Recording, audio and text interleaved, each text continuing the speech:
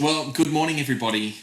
It is really exciting to have a chat with you this morning, and as we head into our devotional for today, to actually introduce you to somebody you already know.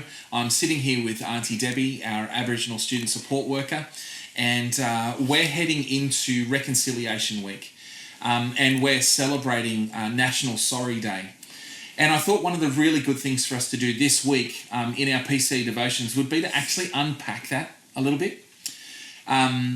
Obviously, you'll know Aunty Debbie is Aboriginal, and many of you will know that I have Aboriginal heritage as well. I am Aboriginal. And so this means a lot to me, and it means a lot to our country, and it's important that we unpack that and we start to talk about how we move forward as we unpack that together.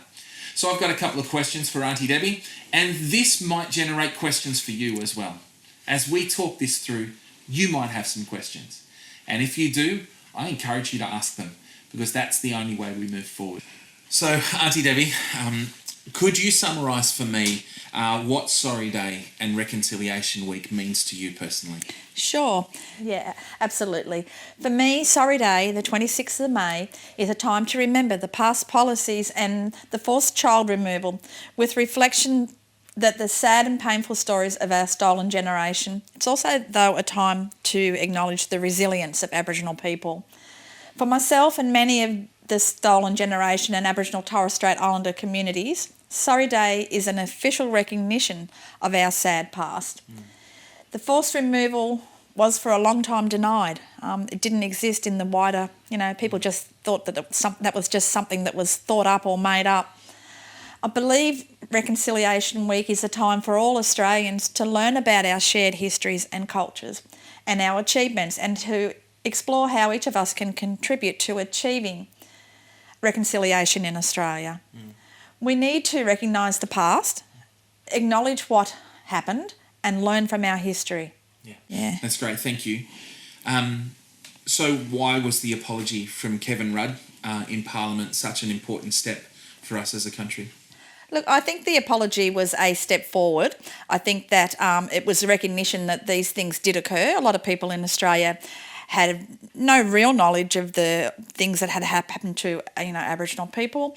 It was a time for Aboriginal people to get some closure, with the government saying they were sorry, acknowledging that children were forcibly removed from their families, and they were removed not because the parents had done anything wrong. They were removed just because of their Aboriginality. So I think that we've still got some way to go, but I think that was the beginning. Yeah. And I think that leads into my next question as well. Is the journey of reconciliation finished with the apology of one man representing our country, representing the white people of our country? Is the journey of reconciliation done just with that apology? No, that's a really hard question. It's not a one cap fits all scenario. All people have had different life experiences because of the stolen generation, and it's impacted people in different ways.